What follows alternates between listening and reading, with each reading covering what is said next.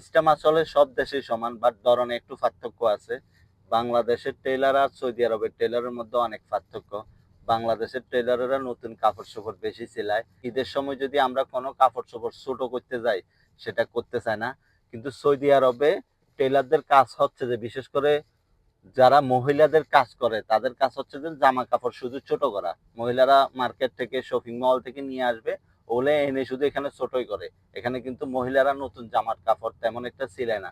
সিলাইলে ওগুলো শুধু বিয়ের জামা কাপড়গুলো সিলায়। আজকে কয়েকদিন ধরে আমি বিভিন্ন কোম্পানি থেকে তলবিয়া নিয়ে এসতেছি, নিয়ে এসে একদিন পরে চলে আসতেছি টেইলরের কাছে ওগুলা ছোট করানোর জন্য বা বিভিন্ন সাইজ করানোর জন্য। এখানে আসলে এরকমই। এখানে সম্পূর্ণ বাংলাদেশ থেকে আলাদা। বাংলাদেশে মার্কেটে গিয়ে মানুষ শপিং মলে মার্কেট করে। এখানেও যায়, যায় না যে তা না। কিন্তু এখন খুব কম। এখন সবগুলা দেখতেছি বাসা থেকে অর্ডার দেবে, আসবে, দেখবে। যদি মাপ ঠিক হয়, সবকিছু ঠিক হয় তাহলে ঠিক আছে। না হয় আবার ফেরত দিয়ে দেবে। আর যদি একটু ছোট এদিক সেদিক কাটাছিড়া করা লাগে ওইটা করে নেবে। আসছি যখন আমাদের যে কেনাকাটাগুলো একটু করে নিই।